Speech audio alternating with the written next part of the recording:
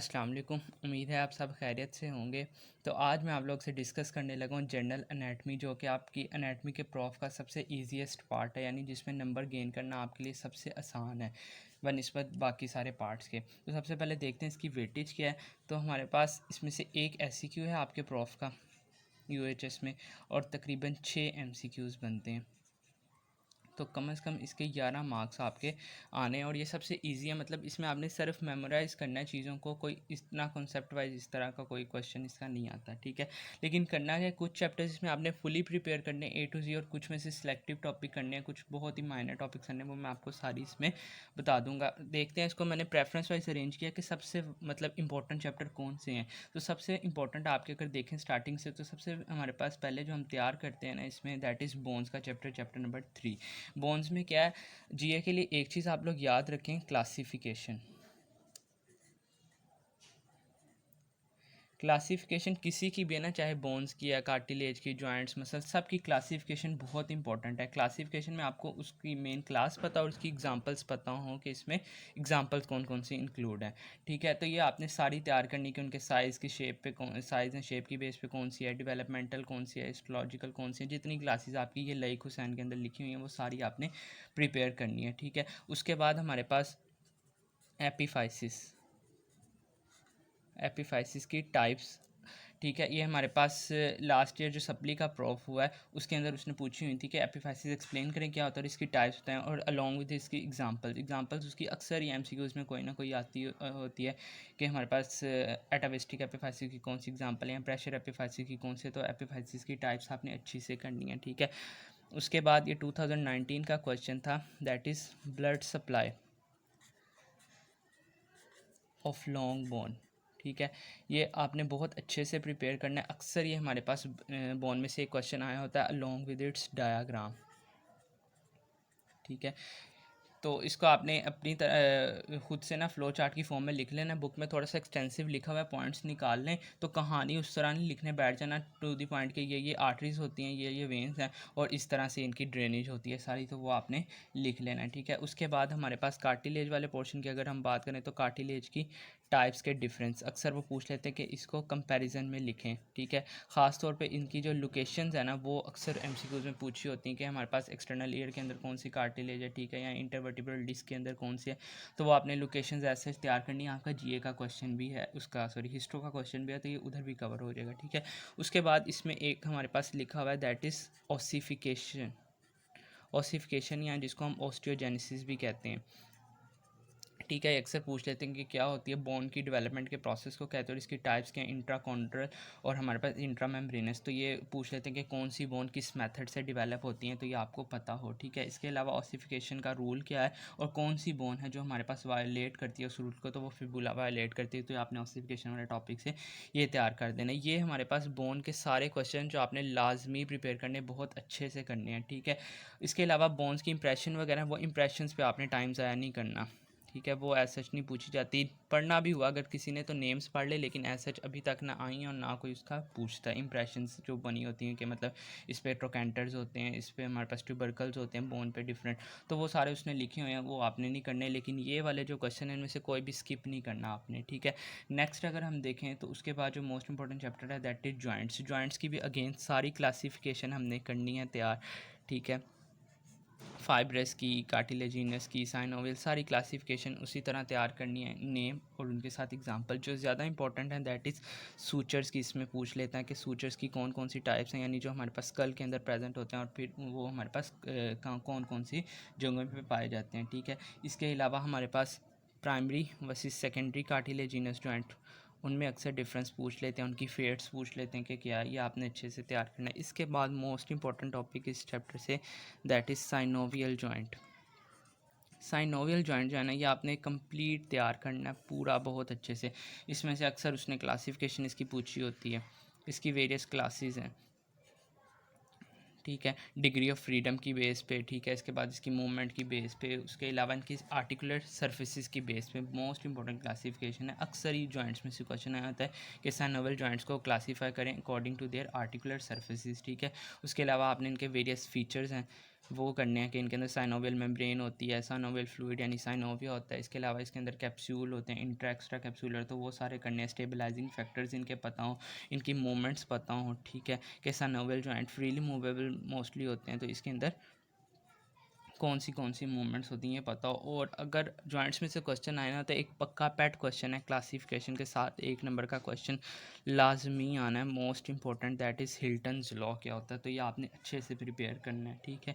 Next ये chapter तकरीबन आपने फुली प्रिपेयर करने थे, यहाँ पे आपने इंप्रेशंस वगैरह छोड़ देनी है और इसमें से ये क्वेश्चन आपने लाजमी अच्छे से तैयार करने हैं। नेक्स्ट आ जाए जो हमारे पास चैप्टर है दैट इज़ मसल्स का, ठीक है। मसल का चैप्टर भी इंपॉर्टेंट है। सबसे पहले तो इसको आपकी फाइबर्स की जो वेरियस टाइप्स होती हैं कि रेड फाइबर्स कौन से होते हैं, इंटरमीडिएट कौन से हैं, वाइट फाइबर्स कौन से हैं, सारी फाइबर की टाइप्स पता है, इनके डिफरेंसेस आपने बना लेने हैं, ठीक है। अगेन क्लासिफिकेशन जैसे मैंने स्टार्टिंग में बताया, क्लासिफिकेशन आपने A to Z सब चैप्टर्स की करनी है अच्छे से, स्पेशली ये पहले 3 की तो बहुत अच्छे से तैयार करनी है क्लासिफिकेशन। इसमें भी जो ज़्यादा इंपॉर्टेंट है वो हमारे पास पेनेट मसल्स पूछ लेते हैं, ठीक है।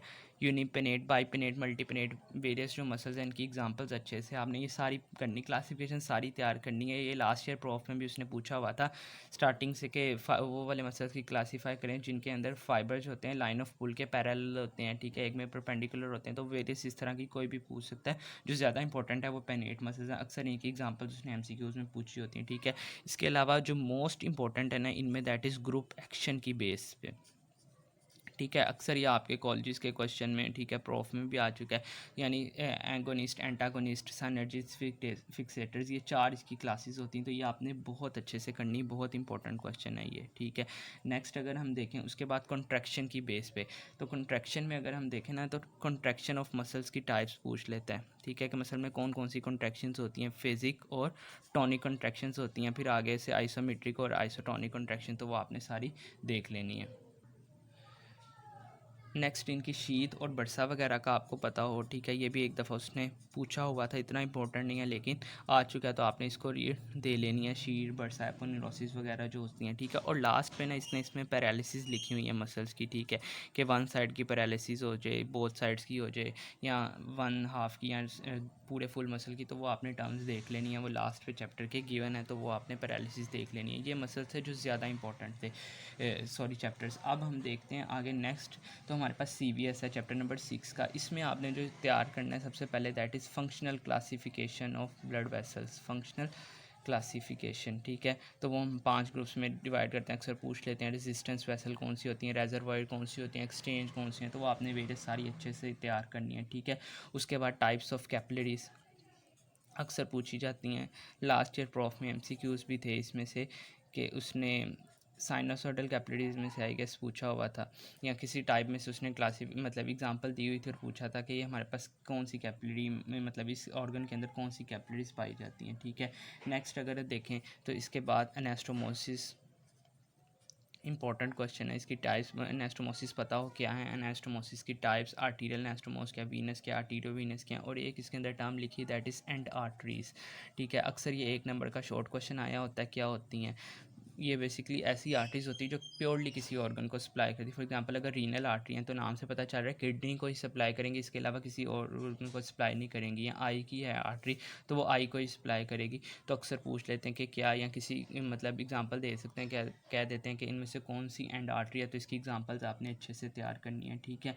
उसके बाद हमारे पास पोर्टल सिस्टम पूछ लेते हैं क्या है, हिपैटी उसका आर्टीरियल पोर्टल सिस्टम क्या होता है, वीनस क्या होता है, एग्जांपल्स क्या हैं कि ये आपने अच्छे से तैयार करनी है। ये हमारे पास सारा था कैपिलरी वाले पोर्शन में से। इसके बाद जो हमारे पास लिम्फेटिक सिस्टम है ना, उसका अगर हम देखें तो इसके अंदर एक इसने टर्म लिखी हुई है दैट इज़ काइल, तो काइल का आपको पता हो कि हमारे पास क्या है, ये आपने लिम्फेटिक सिस्टम से करना है, बाकी वो पुरानी बातें हैं, लिम्फ नोड क्या होता है रीड दे लें एक दफ़ा अपने तौर पर, लेकिन इनमें से कोई क्वेश्चन आपने स्किप नहीं करना।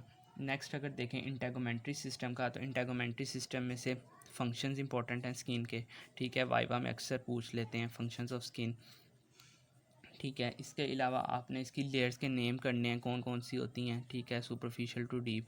और इसके बाद अगर जो इम्पोर्टेंट एक इसमें से है दैट इज़ क्लीवेज लाइंस क्या होती हैं, ठीक है, क्लीवेज लाइंस क्या होती हैं। और बाकी जो है अपेंडेजेस के नाम पता हो कौन कौन से होते हैं, बाकी मेजर यही था, ठीक है। यहाँ लेयर्स में से अक्सर एमसीक्यूज़ आया होता है कि मोस्ट सुपरफिशियल कौन से, मोस्ट डीप क्या है, या इसका अगर किसी का दूसरा नाम है तो उसको दूसरा क्या है, तो इस तरह का अक्सर एमसीक्यूज़ आया होता है।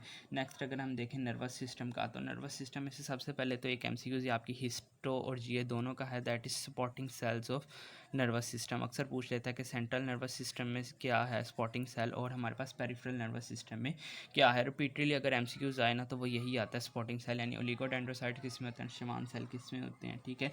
देन हमारे पास न्यूरॉन्स की टाइप, यानी यूनिपोलर न्यूरॉन्स क्या होते हैं, बाईपोलर क्या होते हैं, एग्जांपल्स, ठीक है, टाइप्स ऑफ न्यूरॉन्स। नेक्स्ट अगर देखें हम इसके अलावा क्रैनियल नर्व्स के नेम अक्सर ही पूछे होते हैं उन्होंने इधर से, ठीक है। ये हमारे पास बेसिकली इनके 12 पेयर्स होते हैं, ये आपने लाइन वाइज ही तैयार करनी है। अक्सर बच्चे पूछते हैं कि हम इनको आगे पीछे करके तैयार कर सकते हैं, नहीं, वो उसने बेसिकली लिखा है फर्स्ट ये, सेकंड ये, थर्ड, तो वो आपने लाइन वाइज ही तैयार करनी है सारी। उसके बाद स्पाइनल नर्व्स के बारे में पूछ लेते हैं, ठीक है। स्पाइनल नर्व के पेयर्स क्या हैं, ठीक है, 31 पेयर्स होते हैं। कितने थोरैसिक रीजन में कितनी आती है, लंबर में कितनी आती है, वो आपने याद कर लेना। और उसके बाद एक लास्ट क्वेश्चन इधर से करना है, that is classification of receptors. तो क्लासिफिकेशन मैंने आपको बताया कोई भी पूछ सकता है, तो ये रिसेप्टर्स की भी आपने पढ़ लेनी, 4 को उसमें डिवाइड करते कौन कौन से हैं वो पढ़ लेने। तो इनमें से आप मेजरली ये टॉपिक करेंगे, इनमें से कोई स्किप नहीं करना, ठीक है। बाकी इसको भी आप ये कोशिश करें कि आप इसको थोरली कर लें, एक दफ़ा हाईलाइट कर लें, निशान लगा लें बुक पे, तो आपको बाद में इसमें आसानी होगी। और इसमें से भूल भी जाती है एग्जांपल तो आपने पहले पढ़ी होंगी, इसलिए आपको जब भी पढ़ेंगे ना तो दोबारा से नए सिरे से याद करनी पड़ेंगी, तो इसलिए थोड़ी सी इस पर ग्रिप आपने रखनी है स्टार्टिंग से ही, ठीक है। उसके बाद ये जो चैप्टर है, चैप्टर नंबर 1, 2 और 9, इसमें से आपने सिलेक्टिव चीज़ें सिर्फ करनी है, सारा नहीं भी करते तो कोई मसला नहीं है। और इसके साथ पास पेपर देखिएगा ना तो आप इनमें से ही, इन चैप्टर में से ही मोस्टली क्वेश्चन है। ज़्यादा जो इंपॉर्टेंट है ना यहाँ तक इसी में से पूछता है। नर्वस सिस्टम इंटेगोमेंटिव्स में से भी नहीं देता, ज़्यादा बोन्स, कार्टिलेज और ये मसल्स वाले पे ही रहता है, जॉइंट्स में से दे देगा, ठीक है। अब चैप्टर 1 to 9 में से क्या करना है हमारे पास, सबसे पहले तो इधर चैप्टर 1 से आपको पता हो कि 4 बेसिक टिश्यूज़ कौन से हैं बॉडी के, ठीक है। बेसिक टिश्यूज़ नेम्स पता हो, अक्सर पूछ लेता है कि एमसीक्यूज़ में 4 एग्जांपल दे देता है, कहेगा इनमें से कौन सा नहीं है, तो वो पता हो, ठीक है।